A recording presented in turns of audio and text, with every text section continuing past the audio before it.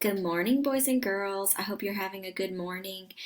This week, we are going to be talking about how to compare and contrast stories. So, our I can statements for this week are I can compare and contrast two versions of the same story, and I can tell how two stories are the same and how they're different. So, two versions of the same story means they're the same story, but maybe they're told from a different point of view. Maybe they're told in a different way. Maybe something else happens. Maybe they're set in a different time period. So it means something is different about the stories, and we're going to look for how they're the same and how they are different. So compare means you are telling how two things are alike. We are going to be telling how these two stories are alike, and we can do that using our story elements that we've been learning about all year long. So we can use the characters, the people in the story, or the animals. We can use the setting where it takes place or when it takes place. We can use the problem in the story, and we can use the events that happen in the story. So we can look for things that are the same, and we can look for things that are different. When you're answering questions, if you see any of these words, these clue words, they want you to tell how they're the same or how they are different. Some of those words are alike, both, same, similar, in common, in comparison. If they're looking for how they're different, they might say, how do they differ? How are they not alike? What's the difference? So you can look for those words in questions to help you figure out what that question is asking from you. One way that we can do that, and how you'll be using it in your packet as well, you can do it in a Venn diagram, which I like the Venn diagram. It helps me keep my thoughts organized. But if the Venn diagram doesn't work for you, you can also use a chart, which I'll show you in just a second. But on this side of the Venn diagram over here, where it says details that are found in one story, you're only going to put details or things about the story that is only true for that story. So when we were reading the true story of the three little pigs from the wolf's point of view, we would only put things that were true about that story on this side. I'm going to read a different version of the three little pigs to you today, and you'd only put things that are in that story on this side. One thing that I can think of right off the bat is the wolf was looking for a cup of sugar. That doesn't happen in the original story. I could only put it on this side for that story. In the middle part, that's where you're going to put things that are the same, that happen in both stories. So in both stories, there's a wolf. In both stories, there's the three little pigs. So I could put that in the middle because it's true for both of them. All right, another way to organize your thoughts when you're comparing and contrasting is by using a chart like this. So I put characters, setting, problem, and events, and then I put the three little pigs from the wolf's point of view, the three little pigs from the pig's point of view, and then both stories, things that are true about both. So I'm going to pull up a different version of the three little pigs. I'm not going to read you the whole thing because most people have heard this story before, but I am going to read you a little bit of it. So once upon a time, there was an old mother pig who had three little pigs and not enough food to feed them. So when they were old enough, she sent them out into the world to seek their fortunes. The first little pig was very lazy. He didn't want to work at all, and he built his house out of straw. The second little pig worked a little bit harder, but he was somewhat lazy too, and he built his house out of sticks. Then they sang and danced and played together the rest of the day. The third little pig worked hard all day and built his house with bricks. It was sturdy, and it was complete with a fine fireplace and chimney. It looked like it could withstand the strongest winds. The next day, a wolf happened to pass by the lane where the three little pigs lived, and he saw the straw house, and he smelled the pig inside. He thought the pig would make a mighty fine meal, and his mouth began to water. So you all know this part of the story. He huffed and he puffed, and he blew their houses down. He blew the first two houses down, And then the wolf chased them he chased them down the lane and he almost caught them, but they made it to the brick house and slammed the door closed before the wolf could catch them. The three little pigs were very frightened. They knew the wolf wanted to eat them, and that was very, very true. The wolf hadn't eaten all day, and he had worked up a large appetite chasing the pigs around, and now he could smell all three of them inside, and he knew that the three pigs would make a lovely feast. So the wolf knocked on the door and said, little pigs, let me in, let me in." But the little pigs saw the wolf's narrow eyes through the keyhole, so they answered back, "No, no, no, not by the hairs on our chinny chin chin."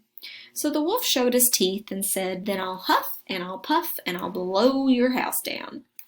Well, he huffed and he puffed and he puffed and he huffed and he huffed and he puffed, but he could not blow the house down. At last he was so out of breath that he couldn't huff and he couldn't puff anymore, so he stopped to rest and thought a bit. But this was too much. The wolf danced about with rage and swore he would come down the chimney and eat up the little pig for his supper. But while he was climbing on the roof, the little pig made up a blazing fire and put on a big pot full of water to boil. Then, just as the wolf was coming down the chimney, the little piggy pulled off the lid and plop! In fell the wolf into the scalding water. So the little piggy put on the cover again, boiled the wolf up, and the three little pigs ate him for supper.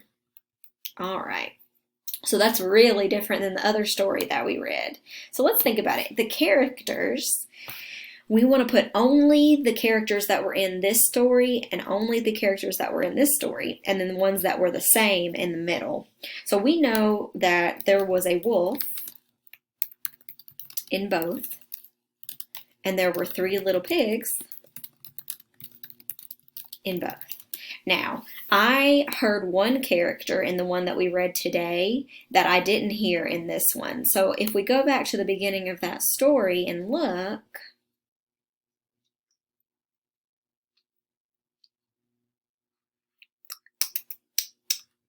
it says, once upon a time there was an old mother pig. Was the mother pig in the other story? No, she wasn't. So I'm going to put the mother pig. The mother pig. Now, I can't think of any characters that were just in the wolf's point of view story other than like the guards that were guarding him when he was in jail.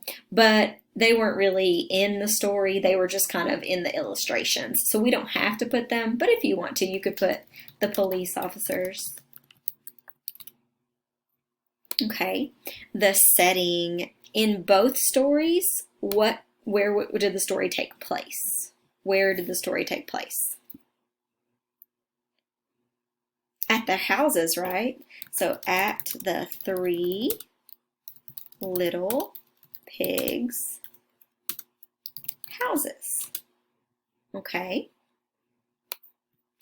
Let me make this a little bigger so you can see it. Okay, at the three little pigs' houses, was there anywhere in either story that it was just the setting was only in that story? I don't think there was any in this one.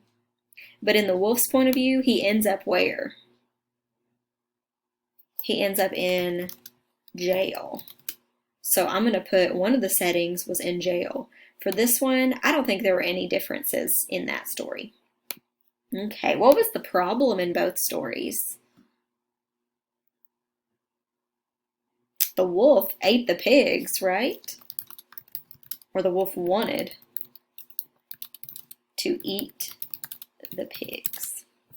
Okay, so the wolf wanted to eat the pigs in both stories. But in the little pig's point of view, their problem was he was chasing them and trying to break into their house.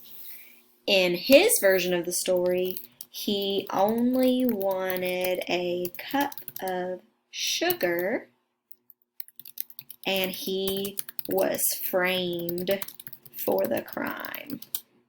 So he didn't really do it, he says, in that version of the story. Okay, events in the story. So we could put how they were different things that happened in the story. We could put a lot of different things. In both stories, the wolf